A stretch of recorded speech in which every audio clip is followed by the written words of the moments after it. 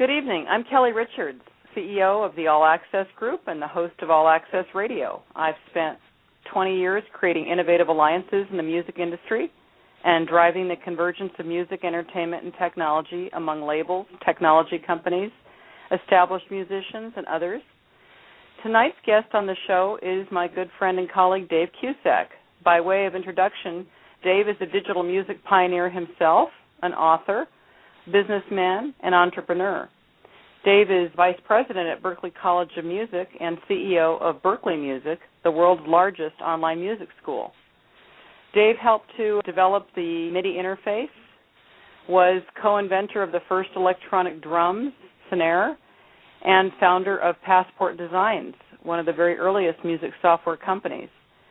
In 2005, he co-authored the best-selling music business book, The Future of Music, Manifesto for the Digital Music Revolution. Welcome, Dave, and thanks so much for joining us tonight on the show. Hi, Kelli. Thank you. So, Dave, you've had an amazing career and have touched so many. Let's start off by talking about Berklee Music, which has become, as I said, the world's largest music school, teaching over 15,000 students a year. How did that project get started, and share with us how you feel about the impact it's had on young musicians especially? Sure. Well, it got started by Berklee deciding to kind of put their money where their mouth is in a way and go online. So 10 years ago or 12 years ago when we started, we could see clearly that everything was going online. So if we could take the school online, then, maybe we could learn from that. That was a lot of it, and also, being able to leverage the net and distribute the Berklee approach and have touch points around the world. That was very appealing as well. It's not so much young people, it's people of every age that really take classes and engage with us. It's mostly older people, actually. Would you consider it continuing education in that regard? Yeah, definitely continuing education in music, and also a way for people to come back to music as a vocation, maybe after they've made some money or have some time. So perhaps even as an avocation, if I might. Yeah, a lot of people do that. Yeah, for hobbyists. Yeah. So that's great. Yep. And I've noticed with some interest, I've been watching that Berklee Music offers a certificate course in topspin, very close to Ian, and I wonder if you could share with our listeners a little bit. We had Ian as a guest a couple weeks ago. I wonder if you could share a little bit about the collaboration with Ian Rogers and why this course is an important part of the curriculum at Berklee Music. Well, it's pretty clear that direct-to-fan is the marketing method du jour, so we certainly have to be on top of that and teaching that, trying to apply marketing principles across the tool. Topspin is a very sophisticated tool set for direct-to-fan marketing. So we do teach many tools, Pro Tools, Reason, Ableton Live, Cubase, Finale, Sibelius, many other production-oriented software programs. So Topspin is really a marketing-oriented software program. So, it's appropriate that we help people learn how to use that in the sense of you're marketing your band. You're not necessarily using the product, but you're marketing your band using this approach. But we're also working with Nimbit and Reverb Nation and Bandcamp and lots of other companies. Usual suspects. No, I'm glad to hear that. It's just that, in particular, Topspin does a great job of promoting their work with you. And so, as I say, I've been kind of tracking that for a while. I wanted to get your take on that. And, I'm not sure how many of our listeners know this, kind of going back in the Wayback Machine for starters, but way back in, 1980, you began the first music software company called Passport Designs, which made it possible for artists to record and produce music at home. So kind of setting humility aside, how do you feel Passport affected the industry as a whole? Well, we opened up music. We made music more accessible But it was really writing software for the personal computer. The personal computer really made all that happen. So we just were there at the right time, and we're able to help people get access to music, particularly music notation. One of the main thing, really, that we were successful at was transcription software. Everyone said it couldn't be done, but we said, nah, we could do this. So transcribing a performance and then rendering that as notation and letting people edit it and print it, that was a really big breakthrough. My own memory is a bit sketchy about some of that time frame, but I was, as you recall, running music at Apple in the late 80s, early 90s, and all through the 90s, actually.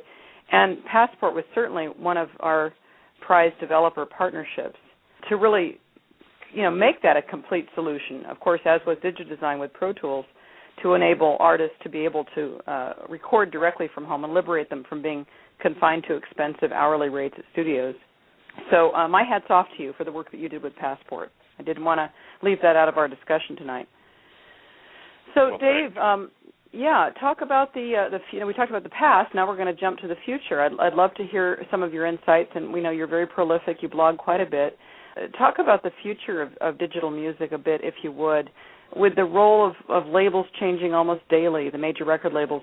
Some thoughts about where the industry is headed. Obviously, your seminal bestseller, The Future of Music, with Gerhard Leonhard, which came out at the same time as My Art of Digital Music book did a few years ago, has really caught fire. The book itself caught fire, and I think galvanized your role as a thought leader. Share with us a few thoughts about where you think the industry is headed today in terms of where the labels are going. You mean recorded music industry? Yeah. Actually, the recorded music industry might as well and then maybe a little bit about the digital. I kind of see it as all the same thing. Do you? We're missing a new format. There's no new format to monetize, and without that, I think it's going to be very difficult to make money selling recordings. Mm-hmm. So without a new format, and I don't see it right now, I think that business might just go away over time. We've thought that for a long time through the book and a lot of the research that we've done. So there's no indicator really that recorded music in any form is going to turn up at the very least or, be available as a revenue generator 5 or 10 years from now. I wouldn't bank on that.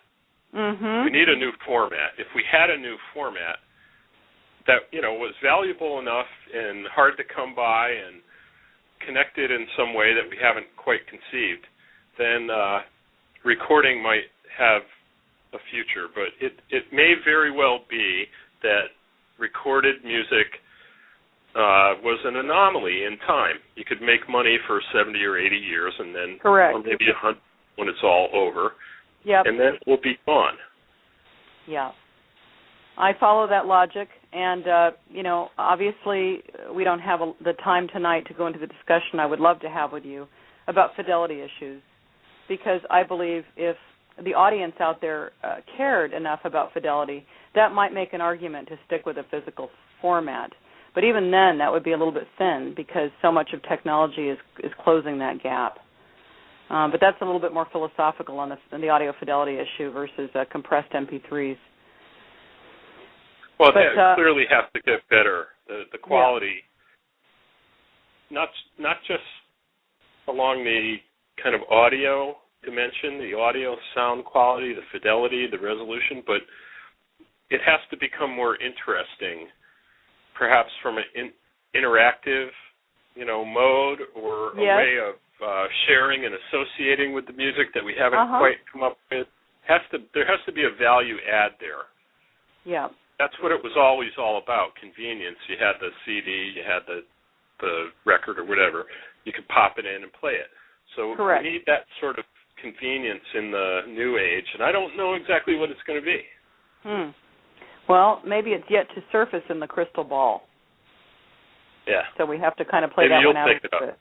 Yeah. You can make some sketches, post them online. where do you think the music like water concept that, of course, was outlined in Future Music, where do you think that concept stands as of now? And if you would, just give our listeners a sentence or two on what we're talking about when we talk about that music like water reference, in case they've been asleep for the past 5 years. It's absolutely going to happen. You won't even know it when it does. It'll just be there, and it'll be so small per month or per year that you won't mind, and all of a sudden that'll be music. That will be, maybe not for your generation or mine, but it will just be there. It's just going to happen. Much like when you turn the tap on in your home. It's just there. There was some discussion of the music like water concept in the Future Music book, and in fact it was the premise in many ways of the book, I think. And I think David Bowie brought it up as well. It's arguable who came up with it first. It's irrelevant from my perspective, but the point is that I think that's what you were really leaning towards, was to educate this audience that was in fact where things were headed. And it's 5 years later, which is why I bring up the question: are we any closer? Yeah, we're closer. I mean, people already have music on their cable sets in many, many countries around the world. They're already paying for music. It's there. It's on your TV. The evolution of that to a wireless framework is inevitable. So we may have predicted that this would all happen much faster than we thought, but I think, you know, in regard to my previous comment about the recorded trajectory, that eventually this is going to be all that's left. They'll take it, the labels will take it, the publishers will take it, people will pay, it'll be painless. It's just going to happen. It's inevitable. Yep. Yeah, I don't disagree with that. So what role, Dave, do you think direct-to-fan distribution is going to play going forward? It's something we've both focused on for quite a long time. Can you talk about how you think this could create what you've called, and Todd Rundgren, when we worked on Patronet, others have called a middle class of musicians, and in that context, what you think, again, will happen to the big labels as a result? I do believe that the opportunity to make music is there for anyone who wants to do it, and anyone who wants to try and turn that activity into money or a living has an opportunity to do it. It's always been difficult, but I think there are tools today to promote and distribute your music and communicate with your fans that are so beyond what we just, even could think of 5 or 10 years ago, that if you have a good team around yourself, you can make a good living being an artist. Good being a relative term. It's a relative term. It's very difficult to go and make $25 million, but it's not that difficult to go and make $50,000 or $150,000, depending on how big your team is, and how big your group is, or perhaps more. Yeah. Right. Yeah. So you really have to scale your team to your ambition and where you want to be in your life and your career, and what do you consider to be successful. So in that regard, I think there's a lot of opportunity, more than ever, for people to participate in making music. I don't know if it's a middle class.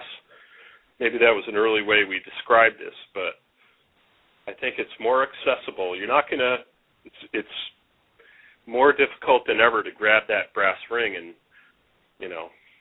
make the millions and have adoration and somebody taking care of you from a label perspective.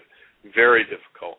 Yes. But to make a living, if you build a good team around yourself, a business person, a marketing person, somebody who understands the web, understands mobile, understands cell phone communication, right? How to build a community, how to build an audience, you can do pretty well.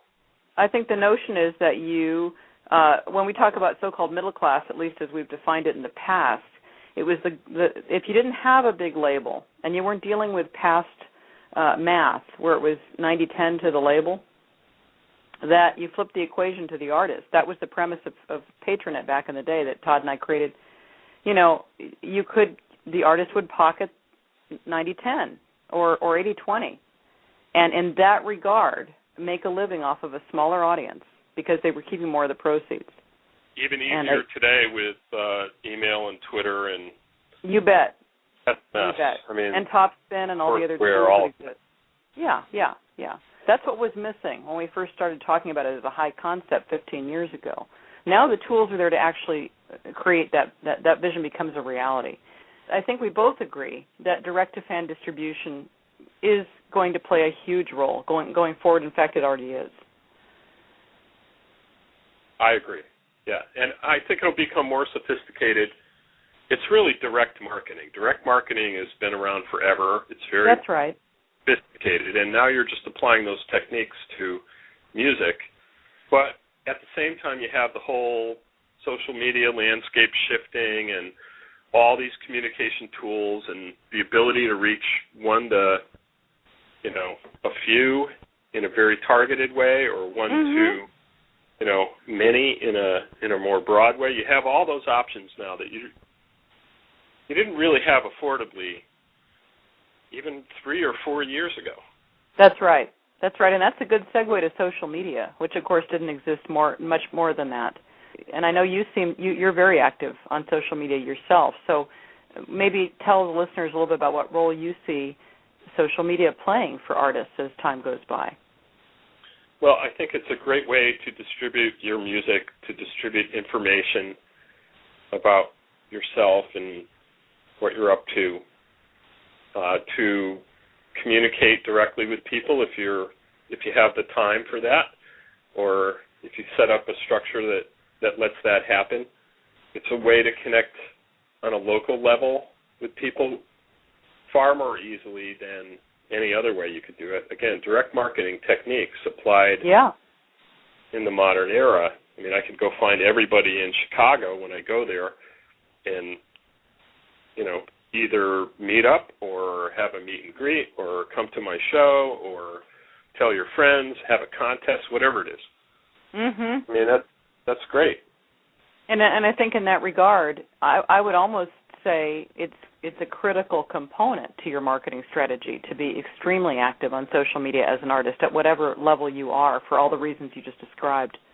I don't think you can get away without it, much like a decade ago you really couldn't get away without having a website. I agree. I think the difficult part is doing it all yourself. You can't. No. You should, as artists, be focused on making music, writing great songs, practicing, playing with other people, and have somebody, your brother, your cousin, your friend, somebody you hire, work on the website, work on the social. It's so hard to do it all yourself. Oh, yeah. Well, that goes back to the discussion about picking the right team members around you. Right. You got to have somebody on the team that's focusing on that, because you just would drive yourself nuts as an artist. If, to your point, artists make music, and it's great if you can sit in and do a couple tweets and a blog now and again. Fans love that, but you really need to have some help, I think, with all the things an artist should be and needs to be focusing on. So I agree with you on that. But I think we both agree, again, that there needs to be a presence on social media, that's really driving a lot of activity and traffic for an artist. Certainly fan engagement. No question about it. It's so hard to measure the impact sometimes. And yet many artists do. That's how they fill their shows. They say, look, they're out their tours, they're reaching out to their fans directly, and people tell friends, and you got a full house when you show up in Minnesota, So I think it certainly works. Yeah.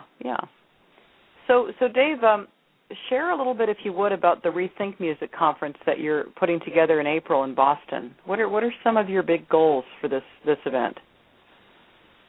The event is being put on by Berkeley College and Harvard Law School, the Berkman Center for Law and MEDEM.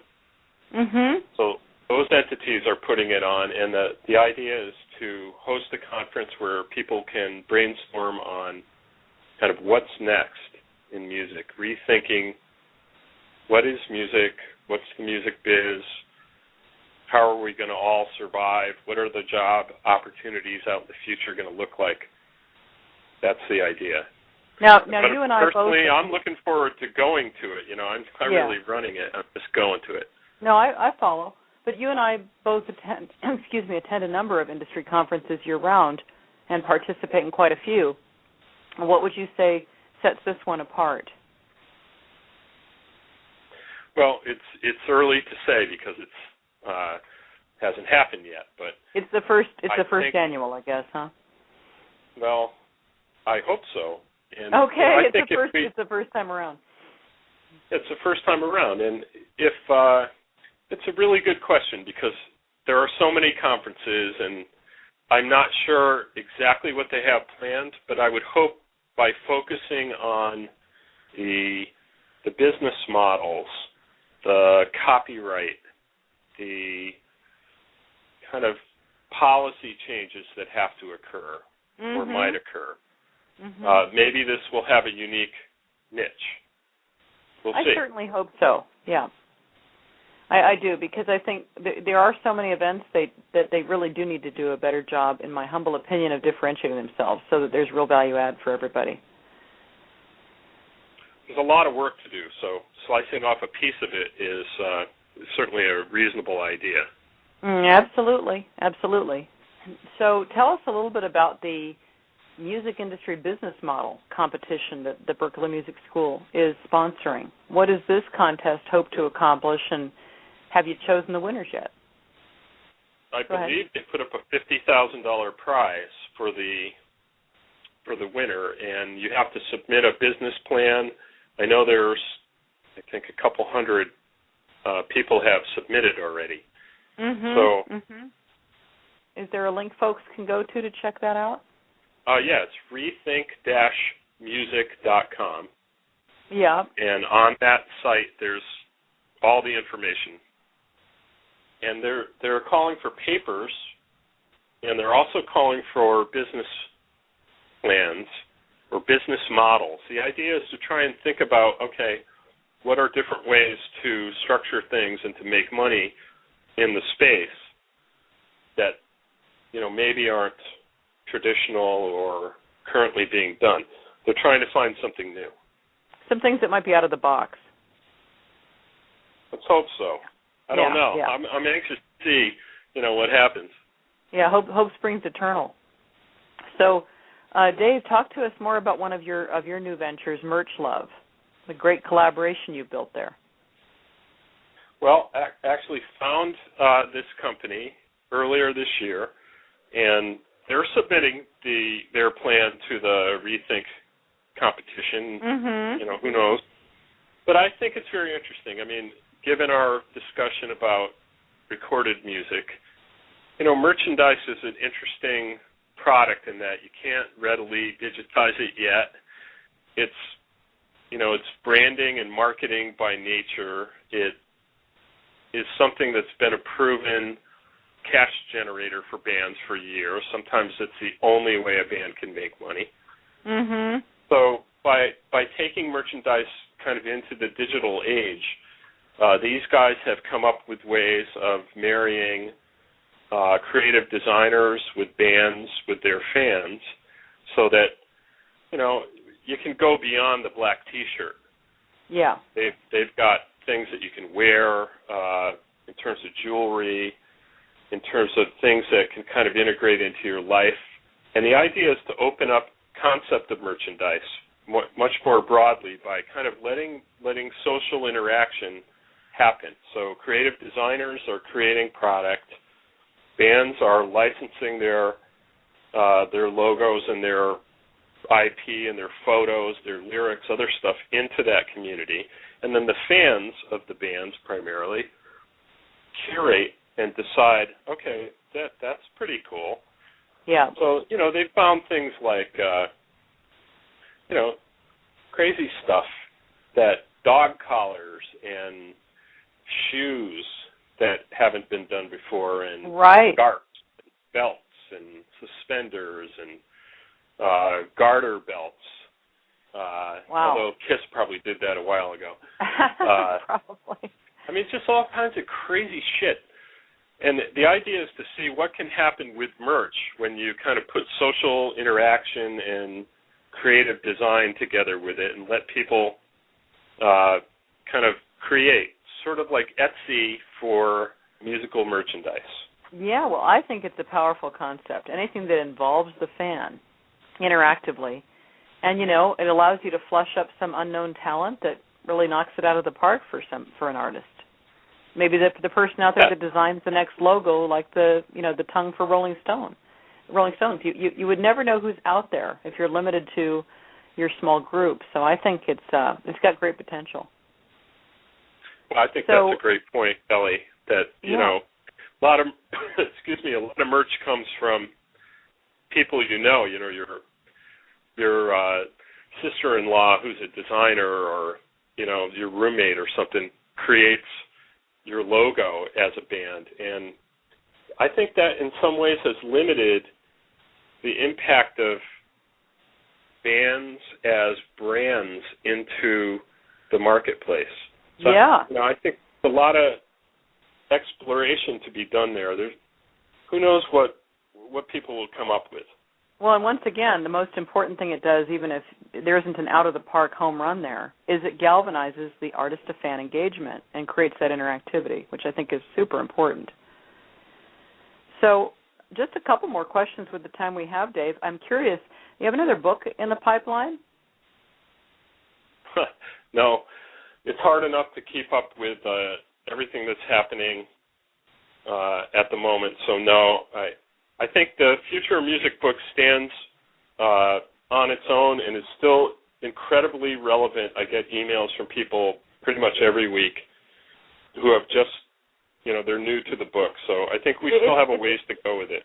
I think it's pretty evergreen. It is one of those seminal bestsellers that does well as a classroom textbook as well as it does for lay readers. So I agree. I think it's just a phenomenal book that I hope, if you're listening to this show, this interview, and you have not purchased a copy, can't recommend it highly enough. It's a fairly short read, and it's super powerful. Find out more about it at futureofmusic.com. So, Dave, what couple, 1, 2, 3 digital technologies are available right now that you think are highly valuable but not necessarily widely known? I saw a pretty cool couple different versions of 3D imaging technology that could be used to broadcast an event live, where you could kind of fly around the event. So they have multiple cameras in an event. You could fly around the event. I thought that was pretty cool. And I've seen two or three different versions of that. With or without glasses? No glass. No. How about that? No. Yeah. So I like that. Sort of in this vein, I believe that there's a lot of potential in creating virtual events that people would pay for and participate in. Not pay a lot, but it could be $20 or give or take, and you have this event that you have to be at. It only happens once. Mm-hmm. And you don't have to physically be there. You could virtually be there, but it's not as boring as watching a webcast. Mm-hmm.